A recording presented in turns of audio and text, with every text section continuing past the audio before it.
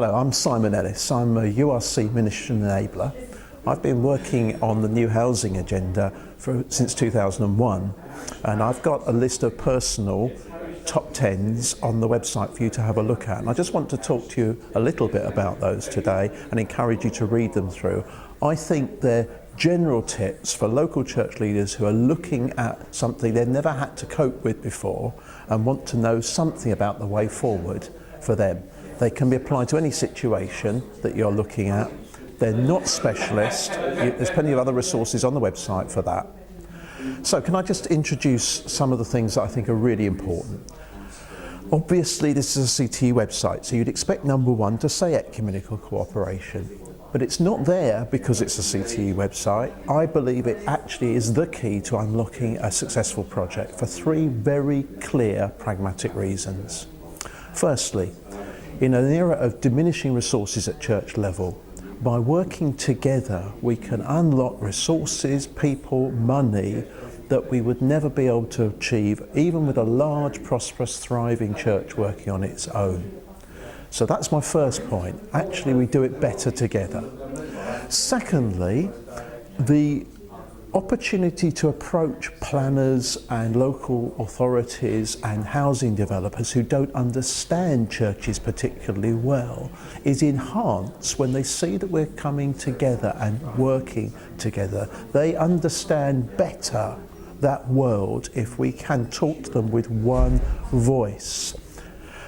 And the third point, perhaps a little bit less obvious, by working together on church plants, we can bring our different traditions to bear in a way that actually gives us more freedom with what we do. We tend to think of things like LEPs as being restrictive and lowest common denominator type churches.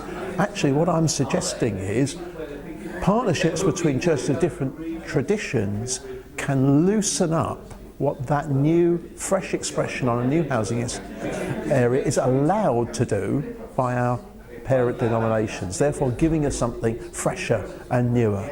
So I think three good reasons to go and talk to your partners and do this together, even if you think you've got everything sewn up. Let me come to number two, which is about a vision. One of the things that I've come across most often is how unrealistic we are about church numbers in our current society. Before you start planning for a new church, have a good hard look at how many Christians are coming to the existing churches in your area, and then work out as a percentage how many of that new housing area you could reasonably expect to come to a new church. You'll probably find it's a lot less than you thought when you started. But a good hard look now will save you false expectations and a lot of grief further on down the line. And can I say it is down the line? All the most recent research that we've had suggested we nearly do need to think in terms of 7 to 10 years minimum for a serious project to plant a new church in a new housing area. And that's been my experience on the ground as well.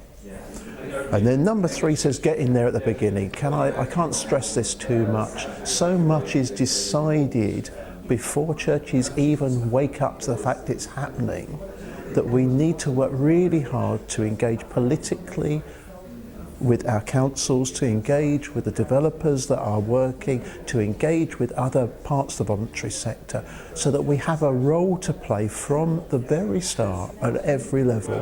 Then we can be better prepared to do whatever we are able to do in that situation, however small. So can I encourage you to work through those 10 top tips and make them a helpful way forward for your new exciting project. Thank you.